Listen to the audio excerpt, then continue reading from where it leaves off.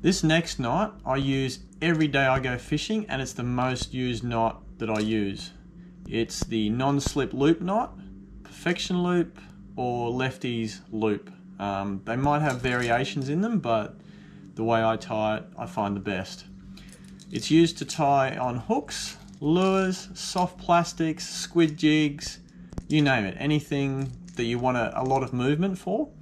The previous video, the line actually is tied on the hook and it restricts its movement, whereas having a loop lets the lure flip around much more naturally. We'll use our oversized hook and white line for this. Now, I hope you guys are practicing these hooks at home before you go on the water, because practice makes perfect. Once again, this knot is for monofilament or fluorocarbon.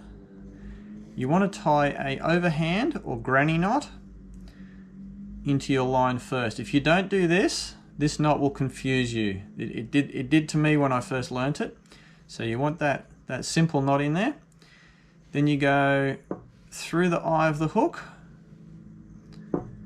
through the loop that you made, the simple knot, and then you want to go around. Once is a bare minimum, but I like to usually go 2 or 3 times, and then back through this big open loop.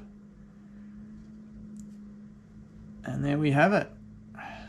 You've got to pull the tag end, and sometimes you even need to push the line down here. It should look really nice and neat like so. And what that loop does, it lets the lure, the hook, everything just flip around really naturally.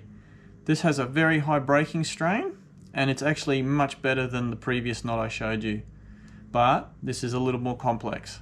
This non-slip loop knot is also the knot that everybody asks me about in my videos, and I'm just going to show it to you again digitally, and that might cement it in your brain a little better. Remember, practice, practice, practice. To start this knot, tie a simple granny knot or overhand knot into the line.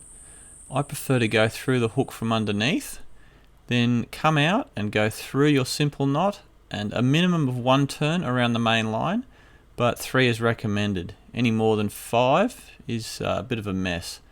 You can wet this knot, you don't have to, and then pull it down tight and trim the end. Beautiful.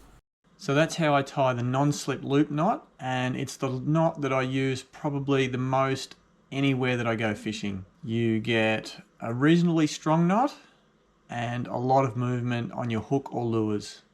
The only place I probably wouldn't use that knot is if I'm going fly fishing and I've got really thin line and a very small hook. That's when I'd use the blood knot, which is the previous one.